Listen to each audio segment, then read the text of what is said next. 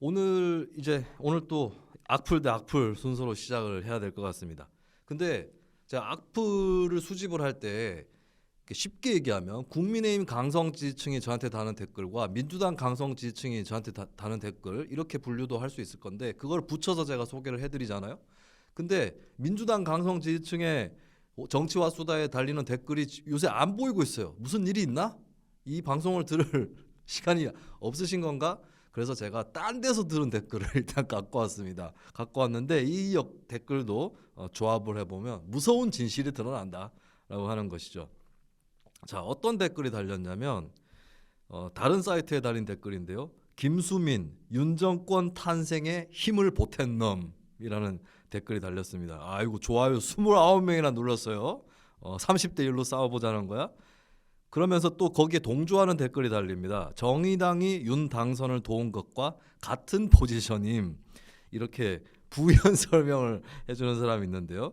근데 정치와 수다에 달린 또 다른 댓글을 보면 자, 제가 청담동 술자리 의혹 제기의 최대 피해자는 최초 발설자라고 했어요. 왜냐하면 최초 발설자는 그게 공론장에서 한 얘기가 아닙니다. 그 사람이 가해자라고 계속 주장을 하시는 사람은 오히려 댓글에다가 허위 사실이나 중상 모략을 다는 게 더 심각한 범죄예요. 왜냐하면 이건 공론장이거든요. 다른 사람 제3자부터 시작해서 여럿이 볼 수가 있어요. 그러면 이제 중대 책임은 물론 도의적 책임이라든지 이런 부분은 최초 발설자가 허언을 한 거기 때문에 책임이 없지 않죠, 당연히. 근데 피해도 입었다고요. 그리고 이거 허무맹랑한 문제 제기이기 때문에 사실 윤 대통령이나 한동훈 장관이 피해자 측면이 당연히 있죠. 피해자죠. 근데 그렇게 큰 막 피해는 아니라고요. 오히려 웃지 그런 상황이 되면. 그래서 이 문제 피해자이고 그것이 명확하기 때문에 함부로 폭로를 납치고 한 사람들이 처벌받아야 되는 겁니다. 그것을 이제 얘기를 했는데 곧 죽어도 또 최대 피해자는 윤 대통령 한동훈이다. 뭐 이런 댓글이 달렸어요. 그러면서 수민 좌파 티내나. 네. 자, 이 두 댓글을 조합하면 이런 결론이 나옵니다. 저와 같은 독립적 좌파는 윤석열 정권 탄생에 힘을 보탰다라고 하는 것입니다. 네.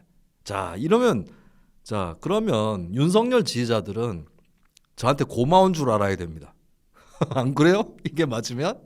자, 그 다음에 민주당 강성 지지층은 나 같은 독립적 좌파 무서운 줄 알아야 돼. 그럼 내가 윤 정권 탄생에 일조했다는 얘기인데 무서운 줄 알아야 될 거 아니야? 내가 캐스팅 보트라는 거 아니에요? 에? 그러니까 한쪽은 나한테 무서운 줄 알고 한쪽은 나한테 고마워하라고 이 두 댓글을 조합을 하면 그런 결론이 나오는 겁니다. 자, 그리고 윤 정권 탄생에 일조한 거는 민주당입니다. 민주당이 아니었으면 윤석열이 대통령이 됐겠어요? 제가 조국 사태에 대해서도 대선 직후에 개표 끝나고 나서 방송 출연해서 뭐라고 얘기했냐면 민주당이 조국 사태 때 누구 하나라도 대선 주자가 나와서 이거 장관 임명하면 안 된다라고 얘기했다면 그 사람이 대통령 됐을 거라고 말씀드렸어요. 원래 정권 연장을 하려면 차별화된 사람이 나와야 되거든요. 이재명 대표 같은 경우는 처음에는 차별화됐다라는 인식이 어느 정도 있었는데 조국 사태 거치면서 없어졌다고요. 그러면 민주당 본인 책임을 느껴야 될 거 아니에요. 그리고 저는 윤석열 후보 찍지도 않았어요. 난 찍지도 않았는데 뭘 일조를 해. 그 밑에 보면 이제 정의당이 윤석열 당선을 도왔다라고 하는데 자, 심상정 후보가 3자 구도 여론조사에서 7%까지 올라간 조사가 있었습니다. 근데 대선 결과로 2.3%인가요? 그까지 쭉 떨어졌죠. 근데 7% 심상정 후보가 7% 나올 때도 윤석열 후보와 이재명 후보의 차이는 오차 범위 내에 굉장히 작은 차이였어요. 근데 심상정 후보의 득표가 떨어졌는데도 이재명 후보는 이기지 못했습니다. 이게 뭘 의미하냐면 그러면 심상정 후보를 찍은 사람들이 심상정이 사퇴했으면 그 표가 다 이재명한테 가나요? 그래서 이재명이 0.73%포인트로 졌는데 그러면 심상정 쪽에 2.3%를 다 흡수합니까? 자, 다는커녕 절반도 흡수하기 어려울 수 있습니다. 왜냐하면 심상정 후보를 지지한 사람들이 출구조사에서 나는 중도 성향이라고 얘기한 사람이 진보 성향보다 더 많이 나왔어요. 이 사람들은 뭐다? 거대 양당 둘 다 싫은 겁니다. 그러면 이 사람들한테 남아있는 거는 투표 기권이에요. 그리고 윤석열로 가는 표도 있습니다. 심상정이 사퇴를 하면 정권은 교체시켜야 된다. 민주당은 더 이상 하면 안 된다. 나중에는 또 하더라도 이번에는 안 된다고 생각하는 분들이 있는 거예요. 심상정하고 윤석열은 표가 겹치는 게 없는 줄 아세요? 그렇게 따지면 결국에 이재명은 그 심상정이 없어져도 이재명이 이겼다는 보장은 전혀 없는 거고 제가 봤을 때는 그래도 졌을 거라고 봐요. 제가 지난 대선 때 안철수 심상정을 놓고 이 사람들이 사퇴를 하든 말든 간에 윤석열과 이재명의 표차는 달라지지 않는다라는 말씀을 드렸거든요. 내 말이 맞았잖아. 안철수에 대해서도 안철수 사퇴해가지고 오히려 막판에 안철수한테 남아있던 표 중에 이재명한테 간 표가 더 많아요. 거꾸로. 그러니까 윤석열 지지자도 안철수 사퇴시키려고 해가지고 되는 일이 아니었던 거고 이재명 지지자도 심상정 사퇴시켜가지고 되는 일이 아니었다는 거죠. 아직까지 모르고 있어요. 근데 니들 말이 맞다면 내가 악플러들한테 얘기한다면 니들 말이 맞다면 민주당은 나를 무서워하고 국민의힘은 나를 고마워해야 되는데 둘 다 그렇게 하고 있지 않습니다. 자, 평행이론으로 넘어갑니다. 점점 정치권의 분열과 적대성은 심해지지만 정치 세력은 닮아가고 있다라고 하는 것인데요. 제가 얼마 전에 윤석열 대통령실을 상대로 해서 정보공개 청구를 했습니다. 왜냐하면 윤석열 대통령실 인사 논란이 너무 많아요. 그래서 그러면 이 인사 기능이 어떻게 되고 있는가? 많은 분들이 모르시는데 대통령실에는 인사위원회가 직제 규정 그 대통령령에 따라서 설치가 되어 있어요. 그래서 제가 그걸 보고 인사위원회가 어떻게 굴러가는지 정보 공개를 청구를 했습니다. 그랬더니 와장창 비공개를 다 때려버리는 윤석열 대통령실이었습니다. 물론 일부는 비공개할 수도 있어요. 그리고 제가 전문가하고 상의를 해봤는데 회의록 같은 경우는 특히 좀 지난 부분이 아니라면 어떤 다른 기관에서도 비공개를 하기도 한다라고 했어요. 근데 닥치는 대로 다 비공개를 했어요. 인사위원회 위원 명단도 비공개, 뭐 회의 개최 장소 일시도 비공개, 다 비공개를 해버렸습니다. 심지어 거기에 참여하는 사무처리 지원, 공무원 이름도 비공개. 근데 공무원은 비공개하면 안 됩니다. 그래서 제가 그 법인카드 유용 의혹 배소연 씨에 대해서도 정보공개 청구한 거 아니에요. 그래서 자료도 받을 수 있었던 게 공무원은 기본적으로 공개를 해야 되는 거예요. 근데 대통령실이 부분 공개 통지를 했는데 저한테 한 개 공개했어요. 한 개. 뭘 공개했느냐? 위원장, 대통령실 인사위원장은 김대기 대통령 비서실장이다. 그건 법에 나옵니다. 대통령령에. 알고 있는 거예요. 그거 하나 공개해놓고는 부분 공개 통지라고. 이게 문재인 정부 때 특수활동비 이거 지금 납세자 연맹에서 재판까지 갔죠. 이거 와장창 비공개한 거 아니에요. 결국에 같은 길을 걸어가고 있다. 아니 심지어 똑같은 사안만 비교를 해봐도 제가 누구라고 얘기는 안 하겠지만 저하고 같이 방송 출연하는 분이 문재인 정부 특활비 공개 안 한다고 엄청 까는 거예요. 그랬는데 지금 윤석열 정부 대통령실은 그 공개하고 있느냐? 공개 안 하고 있습니다. 그래서 납세자 연맹이 여기에 대해서도 소송 들어가요. 이게 뭐예요 결국에? 똑같은 일을 그냥 교대로 하고 있는 겁니다. 그래서 제가 오른쪽에 사진을 보면은 제가 쓴 기사예요. 이름 김수민이라고 나와 있죠. 제가 개권 전문 기자로 활동을 시작을 해서 1호 기사가 이재명 법인카드 유용 의혹 관련한 기사. 제가 지난 주에 말씀을 안 드렸네요. 제가 하는 매체에서 단독 보도한다고. 뭐냐면 배소연 씨가 총무과 소속이 아니라는 건 제가 미리 밝혀가지고 여러분들한테도 말씀을 드렸습니다. 별정직도 아닌 거예요. 별정직 명단에도 없는 거예요. 예. 그래서 제가 콕 찍어 물었어요. 안 되겠다. 그냥 배소연 이 사람 어느 소속이고 무슨 일을 하느냐라고 물었는데 비공개를 하는 겁니다. 재판 중인 사안이라고. 근데 재판 중이라고 해서 비공개해야 된다는 법은 없어요. 예, 구체적인 요건이 있는데 이거는 비공개 감이 아니다. 뭐 특별한 정보도 아닌데 그리고 공무원인데 그래서 제가 행정 심판을 청구를 했습니다. 그 내용이 1호 기사였고 2호 기사가 윤석열 대통령실 비공개 부분이었습니다. 윤석열 대통령이 그 대선 후보 시절에 대통령실을 축소하겠다는 공약도 냈는데 30% 인력 감축하겠다고 그거 못 지키고 있어요. 앞으로도 못 지킬 것 같습니다. 그리고 이게 핵심은 인력도 인력이지만 대통령실은 비서 조직에 불과하기 때문에 전국을 주도하면 안 됩니다. 정부의 컨트롤 타워는 국무회의, 내각인 거고 그리고 국민의힘이라고 하는 유권자와 접촉하는 정당이 정부를 주도해야 돼요. 민주당 정부 때도 제가 그런 지적을 했습니다. 문재인 정부에 대해서도 박근혜 정부 때도 지적했고 근데 지금 또 똑같이 흘러가고 있다. 근데 대통령실은 국정 주도는 하는데 불투명한 조직이에요. 뭐 그 국정원급이에요. 정보 공개 안 하는 거는 이게 문재인 정부 때 했던 전철을 밟아 나가고 있다라고 하는 겁니다. 그리고 두 번째, 이 화물연대 총파업 터졌는데 아이엘오 협약 위반 소지에 또 걸리고 있어요.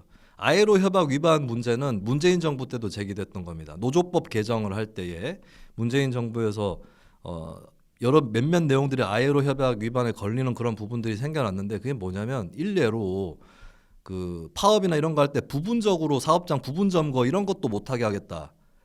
뭐 이런 것들 들어가 있는데 아니 파업을 하면 회사 식당에서 피켓팅을 하거나 회사 운동장이나 공터에서 집회를 하고 이런 것들을 해왔고 생산 시설에 아무 지장이 없어요. 그리고 어차피 생산 시설에 뭐 타격을 한다거나 이거는 현행법으로 그냥 쳐버려요. 어차피. 예, 그래서 전면 점거 정도도 아니고 뭐 부분 점거도 못하도록 하는. 그래서 아이엘오 협약 위반이라고 지적이 돼가지고 그때 노동계에서 들고 일어났던 적이 있습니다. 근데 이번에 그 사진을 좀 넘겨주시죠. 근데 이번에 화물연대 파업에 대해서도 업무 개시 명령을 때렸는데 자 화물연대에서 불법 행위를 하면 그냥 처벌이에요. 현행법으로 처벌입니다. 불법인데 처벌을 어떻게 피해가요. 근데 업무 개시 명령은 그럼 합법이냐. ILO 협약, 국제노동기구 협약은 국내법과 같은 비중을 가집니다. 비준된 협약은. 근데 이 협약의 결사의 자유하고 그러니까 자영노동자 특수고용 노동자를 포함한 자영 노동자에 대해서도 결사의 자유를 인정해라라고 ILO가 대놓고 보고서를 3번이나 썼어요. 한국 정부에 대해서. 예, 그 인정해야 되는 거고 두 번째는 강제 노동 시키면 안 된다. 근데 업무 개시 명령은 강제 노동이거든요. 근데 이게 노동자라고 정부에서 인정도 안 해주면서 개인 사업자한테 무슨 업무 개시 명령을 하는 건지도 웃기겠지만 ILO 핵심 협약 위반이라는 건 국제 규범, 보편적 규범 위반인데 윤석열 대통령이 유엔 총회라든지 외교 석상에 나갈 때마다 얘기했잖아요. 보편적 국제 규범을 준수하고 이게 보편적 국제 규범 위반입니다. 전 세계 2천만 명의 조합원을 보유하고 있는 국제운수노련에서 ILO에 이 문제를 제기하는데 국제운수노련은 여러 나라 여러 문제들을 접해봤기 때문에 그쪽의 해석이 거의 맞아떨어질 가능성이 높습니다. 자, 그런데 그러면 뭐 그렇다고 윤석열 정부가 처벌을 받거나 하지는 않겠죠. ILO 협약 위반이라고 해도. 근데 국제망신이 되는 거예요. 그리고 요즘에는 여러분들 뭐 ES 뭐 이렇게 뭐라고 하죠? 기업의 사회적 책임 이런 거 들어보셨겠지만 이게 교역이나 경제에도 조건으로 제시가 되는 시대거든요. 그런 의미에서 일단 국제적으로 문제를 야기를 할 것이고 업무 개시 명령 자체가 위헌 소지도 있다는 겁니다. 그 두 번째는 이게 업무 개시 명령 좋다 할 수 있다고 치자. 근데 이게 할 수 있는 사안이냐 요번 사안이 했을 때 정당한 사유가 있으면 업무 개시 명령을 거부할 수 있거든요.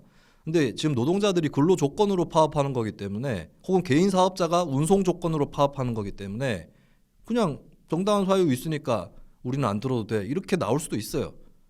예, 이건 법정으로 가는 겁니다. 그리고 국가 경제에 심각한 위기가 있을 때라는 전제 조건이 있는데 심각한 위기는 그 손해가 끼쳐진다고 다 심각한 위기는 아니고 분명하게 말씀드리면 현저하게 회복할 수 없는 정도 수준이어야 되는데 지금 그 수준인가? 이것도 굉장히 의문이 따라 붙는 거죠. 근데 가장 핵심적인 건 뭐냐면 윤석열 정부의 업무 개시 명령이 파업 장기화를 촉진하고 있다는 겁니다. 네, 파업 장기화를 촉진한다. 자, 업무 개시 명령을 하면 송달을 해야 돼요. 근데 송달 안 받은 걸로 처리되면은 그거 무효입니다. 그런 경우 많이 있어요. 반송 처리되고 이러면은 나중에 법정 가면 송달 안 받은 것으로 돼요. 그러면 이게 시간이 한 2주일 정도는 걸립니다. 또 화물 노동자 특성상 이렇게 옮겨 다니는 게 많잖아요. 근데 못 받았다. 이렇게 되면은 전달이 정확하게 될지도 모르겠지만 못 받았다 이러면은 뭐 한 2주일 걸려요. 자, 거기에 대해서 그 화물연대에서 불응하잖아요. 업무 개시 명령에 대해서. 불응하면 뭐다? 1차 조치가 뭐다? 한 달 동안 1개월 동안 운행 중단이에요. 자, 그러면 화물연대 입장에서는 불응하면은 운행 중단이야. 안 그래도 파업하고 있었는데 한 달 동안 너 그냥 운행 중단이야. 이게 뭐냐면 야, 너 가출했잖아 이거죠. 야, 너 가출했는데 집에 당장 안 들어와? 집에 당장 안 들어오면은 한 달 동안 계속 가출해야 된다. 이거 아니에요. 이러니까 실효성이 의심될 수밖에 없는 거라고. 제가 봤을 때는 이게 그렇게 효과적인 조치라서 윤석열 정부가 했을 것 같지는 않아요. 만약에 그렇게 생각했다면은 그것은 진짜 수준이 떨어지는 거고, 워낙 이제 피해를 호소하는 그 업계의 그 자본 쪽에 그게 많으니까 그럼 정부가 이거라도 해야겠다. 근데 막 너무 전면적으로 하면 파국이나 이게 우려가 되니까 시멘트 품목에 한정해가지고 했다. 이 수준인데, 근데 업무 개시 명령을 내리면 뭔가 극단의 사태라는 시그널은 될 수 있어요. 그래서 이걸 잘 쓰면 이제 협상을 빨리 하는 쪽으로 갈 수도 있지만, 근데 이래 가지고 뭐 이렇게 제압을 하거나 이런 용도로는 쓸 수 없다는 겁니다. 예, 그래서 윤석열 정부가 노동자를 뭐 제압을 하는 거 이런 거를 기대를 하지 마시라고요. 때로 나와서 불법 파업하는 거 다 받아주잔 말? 아니, 업무 개시 명령이 잘못됐다는 거예요. 그럼 업무 개시 명령이 옳냐고. 그 불법 파업이면 불법성을 따져야 될 거 아니에요. 안 그래요? 그리고 왜 개인 사업자라면서 또 그런 걸 할 때는 노동자인 것처럼 다시 취급을 하죠? 앞뒤가 안 맞는 거예요. 불법으로 하는 거는 불법으로 처벌을 하면 되는 거예요. 그러니까 이거는 상대방이 뭘 잘못을 조금 혹은 많이 하면 그걸 꼬투리 잡아가지고 우리 쪽도 부당한 짓을 해도 된다. 이런 사고방식이 아니면 업무 개시 명령에 ILO 협약 위반, 아니 이게 불법이라니까. ILO 협약 위반이. ILO 협약은 국내법과 같은 효력입니다. 예. 자, 그럼 양쪽이 다 불법이다 치자. 그러면 자, 정부 불법하고 민간 불법하고 굳이 나 불법 대 불법으로 대결하겠다면 누가 더 불리한지 그것도 생각을 해보셔야지. 그래서 사실 화물연대도 고려해야 되죠. 대중 여론이라든지 산업계 피해 이런 건 당연히 고려를 해야 되는 것이고, 뭐 더 길어지기 때문에 제가 해결 방법에 대해서 뭐 굳이 말씀을 안 드리겠습니다만은, 근데 정부가 확실하게 잘못한 건 뭐냐면, 지난번에 저는 지난 여름에 화물연대 한번 파업 있었잖아요. 불상사까지 안 가고 정부하고 양쪽이 다 노력을 해서 수습이 됐다고 봤어요. 그때 당시 시점에서는. 물론 나중에 또 꼬투리는 남아 있지만, 근데 그 이후에 이게 안전 운임제 갖고 쟁점이 된 거잖아요. 안전 운임제에 대해서 논의가 2번밖에 없었어요, 서로 간에. 그리고 이거는 정부뿐만 아니라 야당을 포함해서 국회도 책임져야 될 부분인데 국회에서 논의 제대로 안 됐죠. 그러니까 뭐 앞으로 어떻게 하느냐를 떠나서 논의 자체가 제대로 안 된 부분에 대해서는 확실하게 약속을 해줘야 돼요. 네.